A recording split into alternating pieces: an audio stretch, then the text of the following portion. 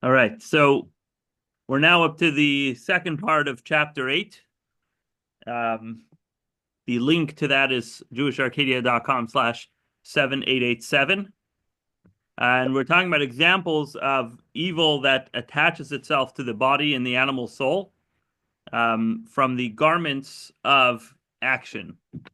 So um, there's actually three garments from the garments of action, speech, and thought of the animal soul. So whenever we engage in any of these garments going into klippas, um, something gets attached to our bodies and animal soul. So until now, the Alter Rebbe was explaining the fundamental difference between Isser and Heter, between things that are tied down and under lock and key in the three impure klippas, without any ability to be elevated to holiness, versus things that are mutter, things that are not under lock and key, that even if they might have sunk it in and wandered away into the klipas, they're still able to be elevated and extracted from there. But from here on until the end of the chapter, the Alter Rebbe is explaining that nevertheless, even when we have a taiva, we have a desire for permissible things, it also causes a blemish and it harms our soul and causes a certain degree of separation from godliness. And the examples he's going to give are not any terrible things, but they're actually things we do every single day in, day out, where we engage in things of this world. And by doing that, out of just desire or habit or just not specifically spiritual intentions, we're bringing klipa and tuma into the body and soul. And so he's going to show us how really everything in this world that isn't explicitly holy is actually um, is harsh and it's negative. So since we were talking most recently about non-kosher food, so he's going to contrast that with eating kosher food, um, but doing it for lustful desires. Um, so even though by doing it for a lustful desire, but since it's a permissible thing, it could be elevated and returned to holiness, but it's not without any side effects. So we're up to the words ach mikol makim, but nevertheless. So the Alter Rebbe explains ach mikol makim, nevertheless, koidim shechater likdusha, before the permissible thing actually returns to the realm of holiness. Husitra achro klipa. It is the other side. It's klipa. It's a husk. It's a shell. So even though those permissible things that you utilize um, are from the shining klipa, which means definitionally they are able to return to kedusha, but until they do that, till they actually experience that return, till they experience that elevation, they are part of the klipa. So when a person indulges in a permissible taiva, permissible desire, he's actually in a state of separation from godliness, very similar to the kind of separation that's caused when he eats something that's prohibited. Because temporarily in that moment, you have energy from the three impure klippas. What's keeping you alive when you eat a candy bar? Is it the candy? No, it's not the permissibility about it that's keeping you alive, but it's that I ate a candy and oh, it tasted so good. That experience of oh, it tasted so good on a regular weekday is shalish klippus atmeis. That's not godly. It's ungodly, and so therefore it's shalish klippus atmeis. Now, perhaps I might say, in retrospect, I might realize that my sugar levels were low and the candy actually helped. And now, I don't have as bad headaches because I needed sugar in my system, and now I can sit and learn Torah with that energy. In retrospect, it does help. But in the moment that I was eating the candy, I wasn't thinking that. I was just enjoying the candy. And that moment of enjoyment of the candy is actually three impure klippas. V'gam achakach. Now, also afterwards, after the candy is elevated to holiness. Harishimu mimenu nishar davak baguf. A mark, a scar of it remains attached to the body. Because from every food and drink, immediately becomes part of your flesh and blood.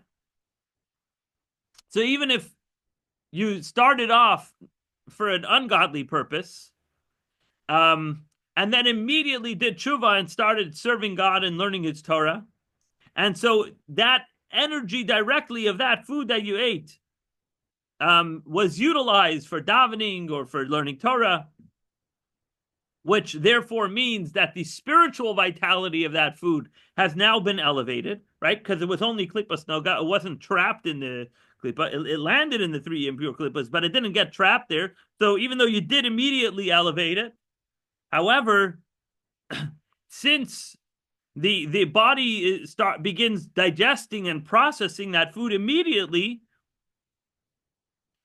what gets processed, what gets injected into your bloodstream now? Not holiness, but the klipa. Because at that moment, at the first moment when you ate that candy bar just to fulfill your own lustful desire, it's that lustfulness that is now embedded into your blood, spiritually speaking.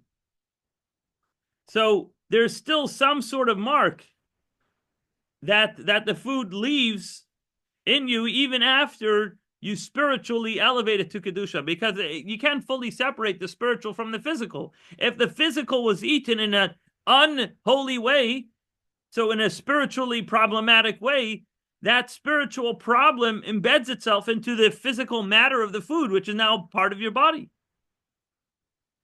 So what do? You did tshuva, you study Torah, you prayed to God, you elevated the food. So what now? So he says, therefore, the body requires knocking on the grave. We'll explain what that means. To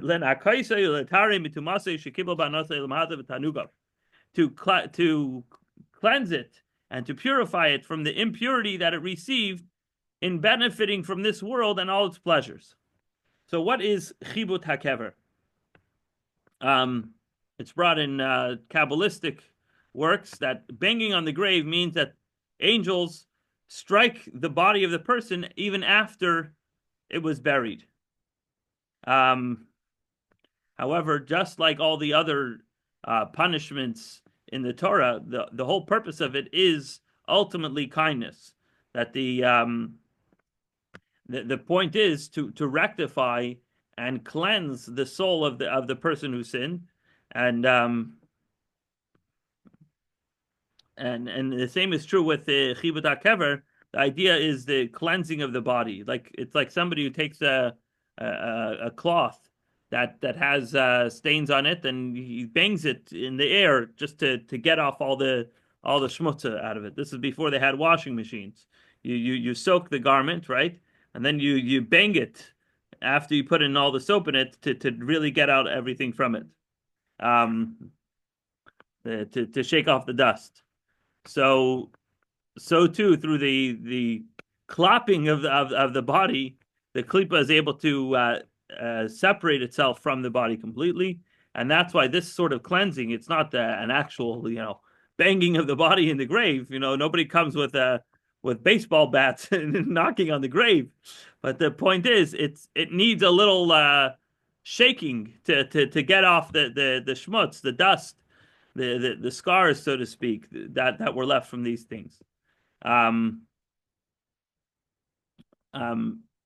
this is a very subtle type of mark that's left, but still needs something. So it's not like you're going to hell for this, but it's still a certain type of spiritual torture, as it were, for the body after 120, all because of enjoying this world too much, and eating foods that are permissible, but doing it in a lustful way.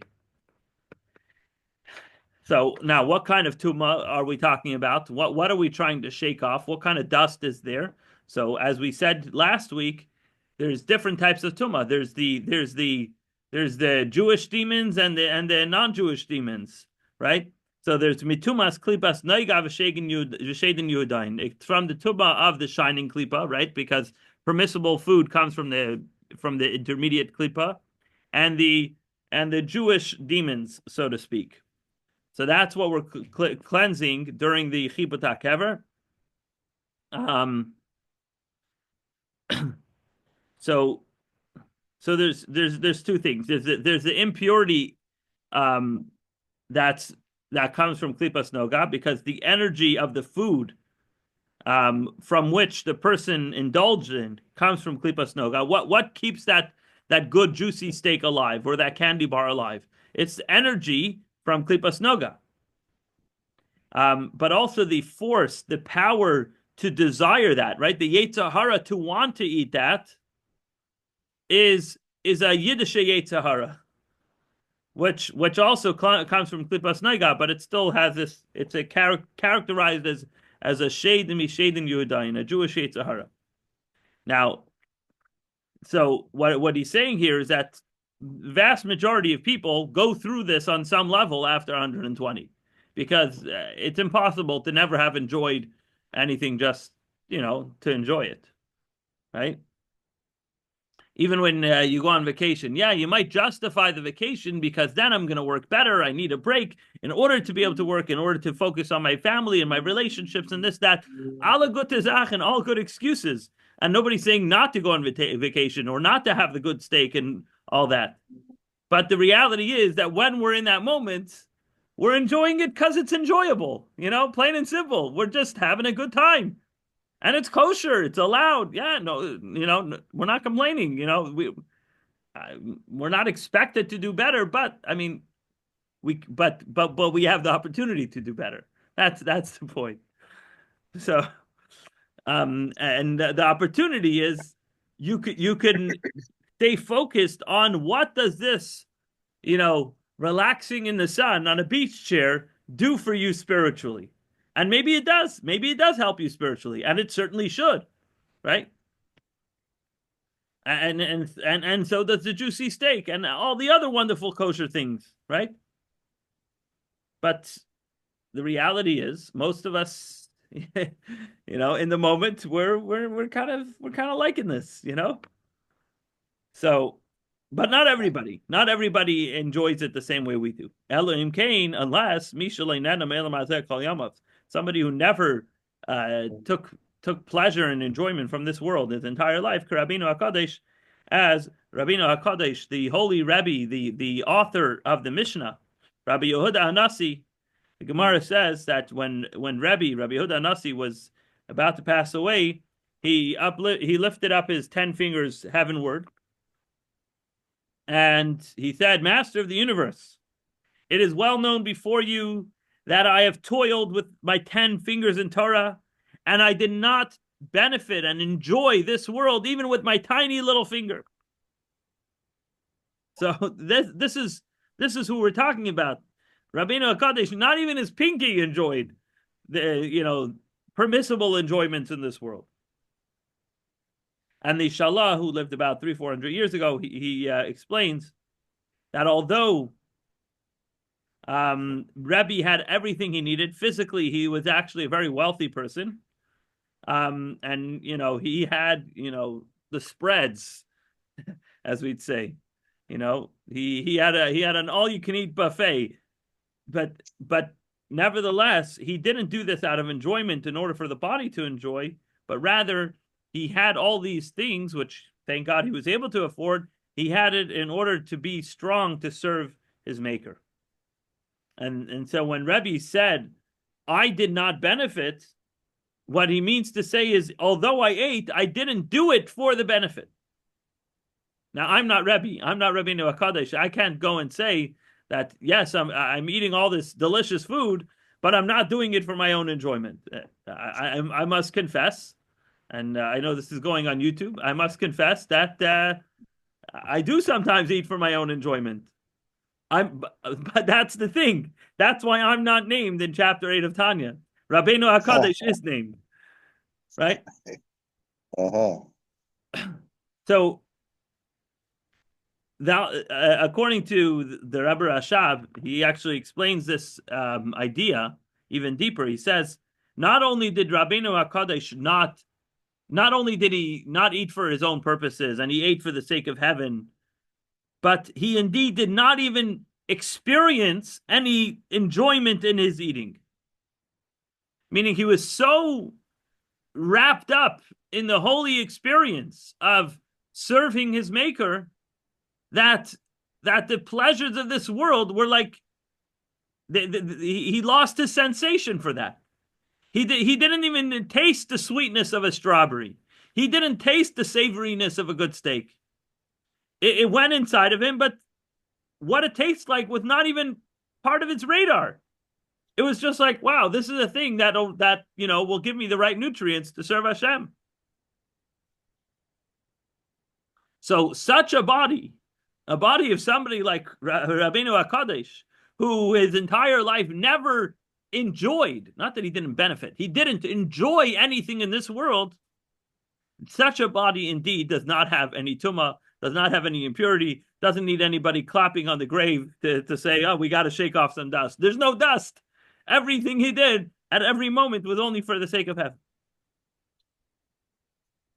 So that's an example of a physical action, right? Because there's three garments: thought, speech, and action. So here's an example from action that was done in a kosher way, but possibly, with less than ideal intentions. And that allows some tumah to attach itself to the body. And now he's going to talk about speech. So even by negative speech, or sorry, not negative speech, we're talking about permissible speech, but speech that isn't holy. Already made a bracha earlier. So, so for idle talk, that's permissible. Like, for example, an ignoramus, or someone who, let's just say, is a simple person. He's not a scholar. He doesn't have the head for learning, right? Meaning most people, we say, what do you mean you're just talking? You have to use your time to learn Torah. Some people, they're just, not blessed with that. So tzarich letar nafshe mitumazu deklipazu. He has to purify his soul from this tumah of this klipa. Once again, we're talking about permissible things. We're not talking about that he, God forbid, said lashon hara, that he was speaking negatively about someone. But he was talking about the amount of trees that were burnt in the St. Gabriel Mountains during the Eaton fire. Lamezagin. Okay, so it's not bad things to say. It's not good things to say. You're not saying anything negative. You're not blaming anybody. You're just stating facts that are out there in the world that aren't the study of Torah per se. And what's the problem with that? We say in the Shema, V'dibar tabam, you should speak of them, meaning you should speak of the words of Torah. In other words, all your speech, except what's necessary to make a living and so forth, should be speech of Torah. Famously, the Mittler Rebbe, the second Lubavitcher Rebbe, would say that his great desire, his great goal in life, is that when two Hasidim meet each other on the street, their discussion should be about Yichud HaIlah and Yichud HaTata, about the higher unity and the lower unity of godliness. This should be the topic of the conversation, right? Some of us, we discuss Republicans and Democrats, when we get together, or we discuss bad weather and good weather. But what the Mittler Rebbe wanted is we should discuss Yichud HaIlah and Yichud HaTata. That Hashem Elokeinu is this Yichud, Hashem is Yichud HaIlah, Elokeinu is Yichud HaTata, and how everything is connected to this unity of godliness, right? Now, obviously, that's a tall order, but again, it gives us something it gives us something to look forward to, something to look up to aspire to.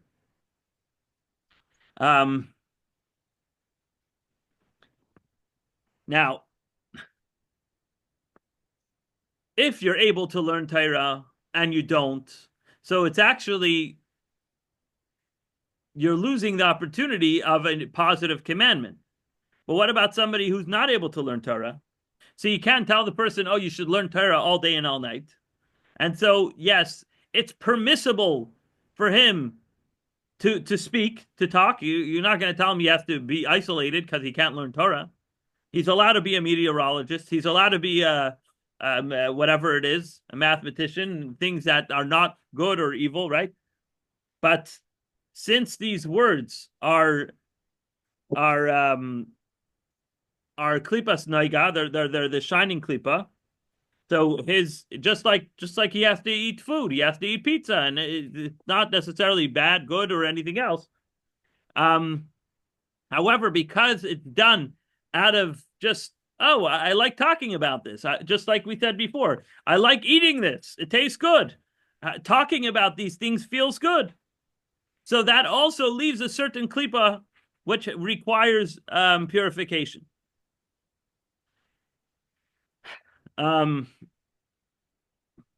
So the interesting thing here, if you pay attention to the details, earlier he said when it comes to food, food actually gets attached to your body, right?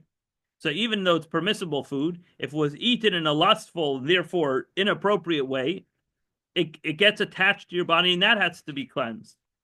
But when we're talking about idle talk, there's no mark that's left on the body because you didn't like absorb anything negative, but the impurity still remains attached to the soul. And the soul, when it leaves the body after 120, it requires some sort of purification. Now, what is this purification? Al yedei gilgula bekafakela, through its rolling in the kafakela. Let's see what that means momentarily. As is written in the Zohar on the Torah portion of Beshalach, page 59. So the Zohar explains that the way the soul gets purified from the tuma, the impurity that's attached to it through idle talk, is through kafakela. What is kafakela? It's basically it's explained that it's like a vessel that's made like a stick, and there's a spoon at the end of the stick, and they put the stone that's thrown in it. I don't know if you ever seen those plastic little like it's like a handle, and it's like a round thing where you put a ball in it and you like throw it, So it almost looks like something like that. The stick with a spoon at the end. That's actually a sport. What's that? It's a sport. Yeah. Yeah. I forgot what that sport is called, but yeah, I'm familiar with it. Anyway, so the idea of purifying the soul through kaf akela, kaf literally means a spoon, or like the letter chaf. It's like this shape, right? It's a handle. So it explains that one angel stands in one end of the world, and one angel stands in the other end of the world, and they play this sport, but they do it nebach with your neshama. Now, what does this mean? Throwing the neshama around? It means that we kind of throw a person into his thoughts that he was involved in during this world, when he was in this world, in the frivolousness of this world. And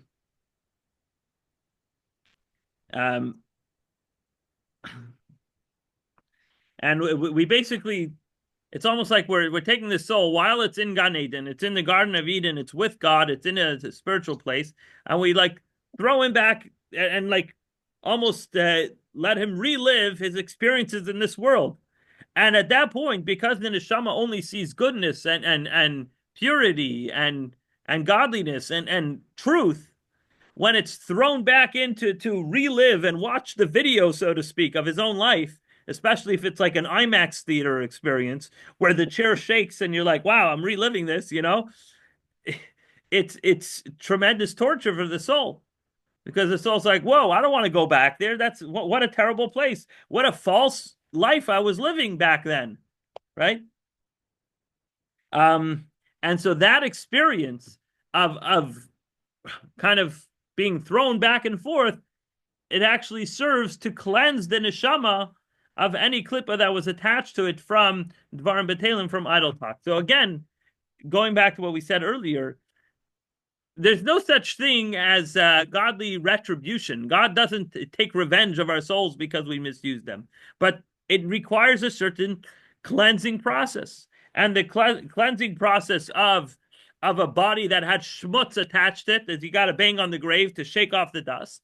And when it's dvarim betelim, when it's negative speech, which doesn't affect the body per se, sorry, not negative speech, it's idle speech, wasteful speech, which doesn't affect the body per se. It still leaves a mark on the soul. Now, how do you cleanse the soul? By taking the soul and throwing it in these things back and forth, back to Gan Eden, back to this world, showing it what it did and the kind of life it lived and what kind of baseless frivolousness it experienced, and then throwing it back and showing it, contrasting it. Look at the life you lived. Look at where you are now, and that experience. And perhaps you could go deeper psychologically how that might affect the soul to affect this cleansing, which I'm not going to go into. But the point is, as I state, this is what it says that the soul needs. And so it's not a simple thing. The point is, we got to be careful with how we speak, and not certainly no negative speech, but even wasteful, frivolous speech should be avoided whenever we can. Now, how do you avoid that? It's almost impossible. You got to put a piece of duct tape on your mouth. The answer is don't start researching duct tapes, but rather learn more Torah. Because if you learn more Torah and you spend more of your brain space occupied with Torah, naturally that's what's going to slip off your tongue. And even if you're with coworkers that are not Jewish or have no shaychus to Torah or whatever it might be, if that's what's on your mind, you'll find a way. You'll find a way to stick it into every conversation somehow or another. Now, obviously, when you need to talk, you talk. If somebody needs their computer fixed, you fix their computer and you figure out what the problem is. And that's not negative. It's not parav. It's positive. You're helping somebody. You're doing something useful. What we're talking about is just wasteful speech. And that's what we're trying to avoid, and saying that, listen, it's kosher, it's permissible. You're allowed to talk about how many lampposts are on your street. There's nothing wrong with that, but it's wasteful. You don't need to talk about that. So and you should know also that after 120, there's something's left on your soul that's not fully cleansed, and so therefore we got to focus on getting all our thoughts, speech, and deed in order as best as we can.